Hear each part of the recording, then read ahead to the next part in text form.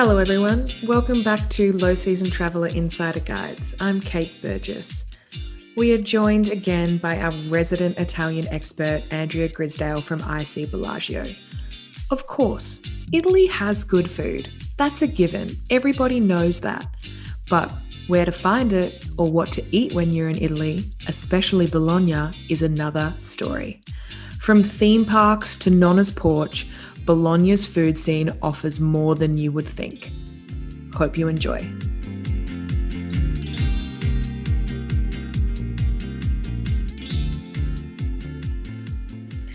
Hi, Andrea. Welcome back to Low Season Traveller Insider Guides. How are you today? I'm great, Kate. Thanks so much for having me back. It's great to chat with you again today.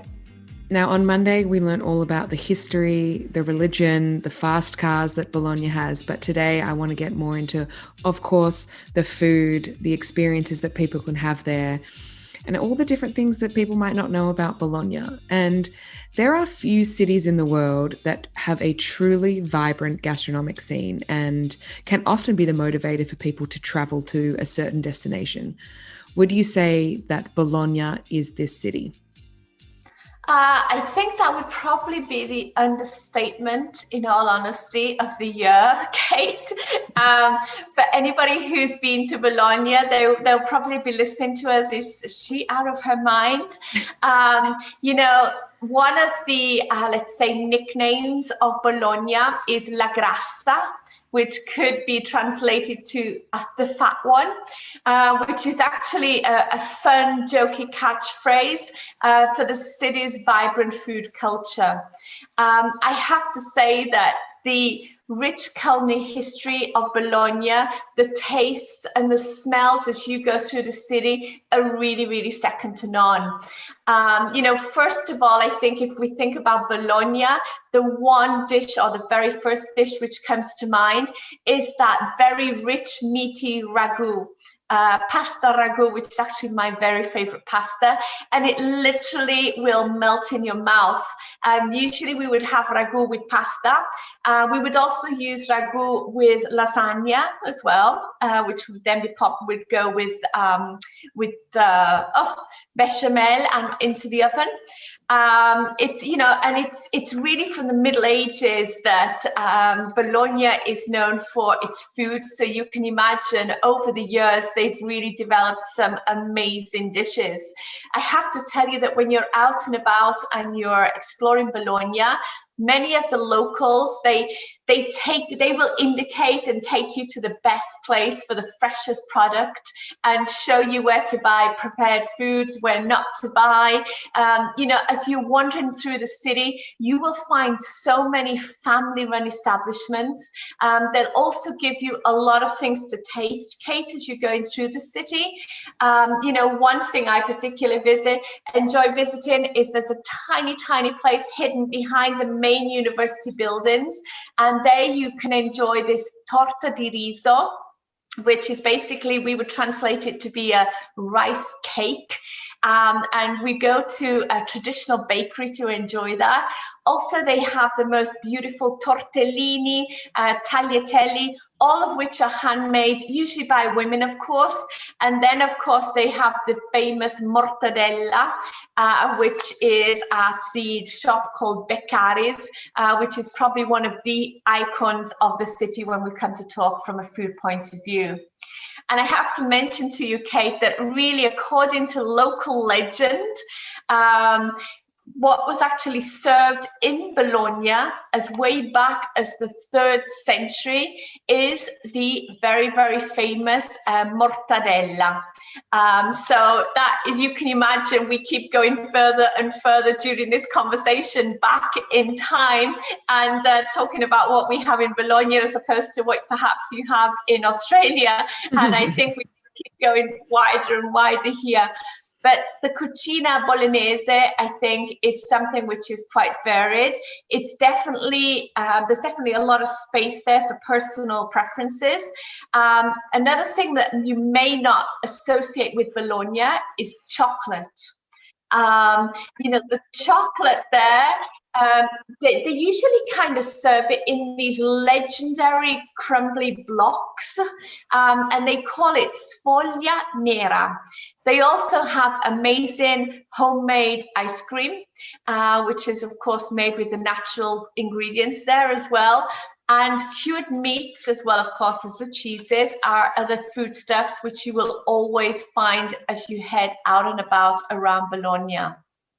Do you know much about the chocolate history of that? Was that just an Italian love of food that they just sort of expanded into desserts and everything like that? Because it's not often something you associate with Bologna and Italy beyond. Absolutely. But and it's a very, very ancient a tradition that they have, to have this sfoglianera, to have this chocolate from Bologna. I'm totally with you, Kate. When I actually discovered this way back when, I said, what? Chocolate, Italy? Are you kidding me? However, it's definitely something that exists. And interestingly, Italy, the amusement park for the world's foodie fanatics, if I'm not mistaken, is this as incredible as it sounds? I mean, an amusement park for food? Can you talk to us a little bit about that? Yeah, it sounds like heaven, right, Kate? Yeah, not too far away from Bologna. And it literally, as you say, is described as an amusement park for the world's most fanatic foodies. I don't know whether you or your parents perhaps would describe yourself that way, but it really is heaven on earth. And this is where you can really also enjoy a personalized tour. Are you ready for this? 25-acre gastronomic emporium in the heart of what we call the Food Valley of Emilia-Romagna. That sounds absolutely epic. Is that all just highlighting local produce, trying different foods from all different chefs? I mean, it's literally, as we mentioned, food-themed amusement park, and you have all of these acres. You've got a ton of, it's like indoor markets. You have so many artisanal producers. You have 45 restaurants and bars, Kate. Wow. You also have almost 5 acres, which are literally dedicated to outdoor space, things like regional crops, animal breeds, even from places like Lazio, you have the famous goats. You also have the Chianina cows from Tuscany. It literally is not a spectator sport when you go there. There are so many free samples. You don't need to go to lunch or dinner after you've been there. And there's a lot of also interactive exhibits. And there is 30 demos and cooking classes usually on a daily basis that one can enjoy and participate in. It is literally like navigating this, almost like this gastronomic catwalk, if you like. Usually, when we take our guests, we like to take them for about 3 hours, probably because at the end they cannot eat anymore. Also, there's the opportunity to chat to people like the brewmasters from Master Brewery. I don't know whether you know, but beers, artisanal, I can't say that word, beers are becoming very, very popular here. And so you can easily find lots of different local beers there. You can enjoy the bean to bar evolution, also the Venchi chocolate, which we were talking about earlier. You can also learn how to slice properly the prosciutto di Parma. We do slice it usually very, very thinly. And so it's not just about, a feast for your eyes. It's also really a good opportunity to learn so much about the foods that you would always associate with Italy. You say you would take your guests for 3 hours, but it sounds like that I would want to spend 3 days there because it just sounds epic. Recover, wake up the next morning hungry and go around again. That sounds like my absolute dream come true. Roller coasters are not worth it. Go to the food amusement park. It's so interesting. And again, once, we were mentioning on the podcast the other day about the great vibe and the great atmosphere you have in the city of Bologna. You can imagine, Kate, what the atmosphere is like here. It's very busy, very positive, and there's so much to learn. And people are just so proud of what they do, of what they are selling, their traditions, and they just really enjoy sharing with people who often come from the other side of the world to actually visit them and learn all about what they do on a daily basis. We have to mention the incredible Torro Valley. And sorry about my pronunciation for this, I'm sure you'll do a much better job. Borgo Val di Ferrao, is known for fantastic. Thank you. It's known for its porcini mushrooms. And whilst I have to admit my first priority when visiting there is the porcini mushrooms and, of course, the beautiful castles as well. What an incredible mix that it has. Can you tell us a little bit more about the Torro Valley? Absolutely. It's a really beautiful area, very, very charming. And when you head there, Kate, you start to see these beautiful rolling Apennine foothills, and then you have your century-old fortresses, and there's a real rich cultural and culinary heritage there. Of course, God forbid we should not be speaking about food or eating for an hour or so, right? This is definitely also the capital, I have to say, of the porcini mushrooms. And as you stroll through this area, maybe you head first to the Borgo Val di Torro. They have beautiful, quaint streets. There's a lot of delicatessens there. There you will see the Borgo Targo PGI mushrooms, which are actually the only mushrooms of the protected geographical indication, which is what the PGI stands for, in Europe. You buy your mushrooms as you prefer them. There you can easily buy them preserved in oil, or they could be dried, or you can actually use them to flavor oils yourselves and sauces. It's a great souvenir, and we often actually find many of our guests, they head there to take home a lot of porcini mushrooms as gifts for the people back home. But also, when you leave the Borgo and you head out into the valley itself, you really start to see these really imposing castles that you can see right across this very, very vast valley. And again, I know we keep speaking about ancient and different centuries, but there you have, the small museum in one of our biggest castles. And that is really where you can see a lot of collections from the previous owner from the 17th and 18th century, all of the art, the furniture, the paintings. You can also see a unique exhibit on Freemasonry and, of course, food and wine displays as well, and their story and their relationship, of course, with that valley and the porcini mushrooms, which is all so important. It's actually a place, Kate, that many films and movies have been filmed. It's a very suggestive area. Most people, we tend to get them there because of the porcini mushrooms, as opposed to going there for the history of the fortresses and the castles and the museums, etc. But when we do get them out there, they tend to want to stay a bit longer and really enjoy that area because it's very, very beautiful. Wow.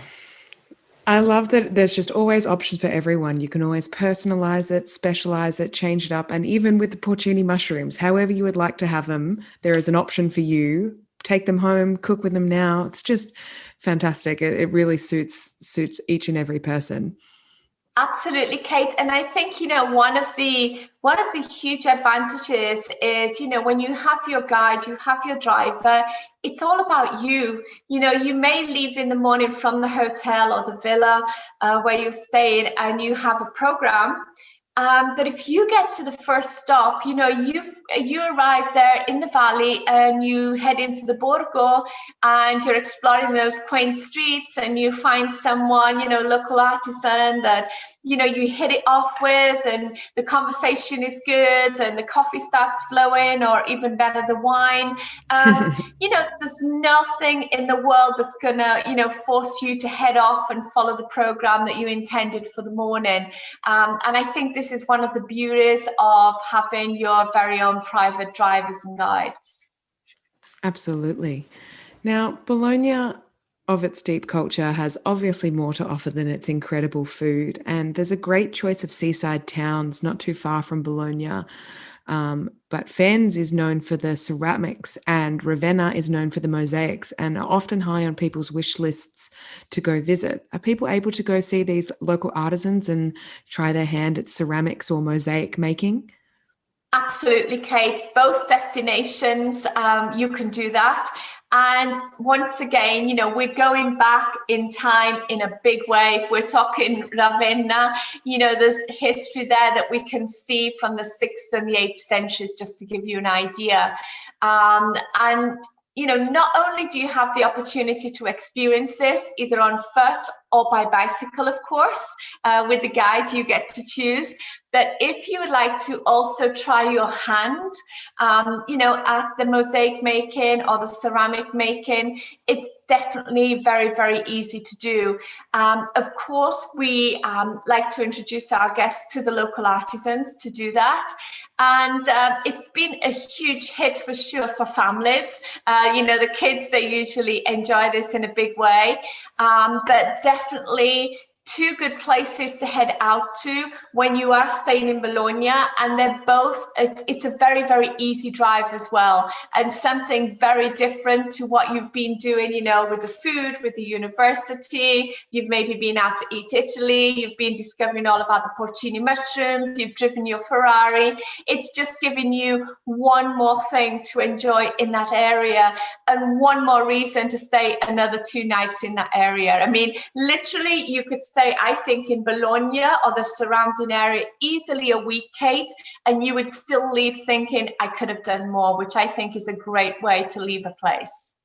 That's a fantastic recommendation. And if people are looking for any of these tours or are wanting to experience these with personalized drivers, make sure that they contact you at IC Bellagio Tours in Italy. And are you all operating and going at the moment? Absolutely, Kate. We certainly are. And actually, I'm just planning my next trip as we speak. On the middle of May, I will be off to Tuscany. And a trip that was supposed to be kind of 2.5 days has now very quickly became 5 days, and I'm pushing it maybe to 6 because there's just so much to enjoy. And then just before our chat, I was reading all about Bologna area just in preparation, and maybe I need to stop in that area on the way down and on the way back again. So it could turn into a 2-week trip if I keep going. Well, I hope for you that it does. It sounds absolutely wonderful. Thank you again, Andrea, for joining us. It's been absolutely fantastic learning all about the Bologna food and arts culture. Thank you, Kate. Good to chat to you again.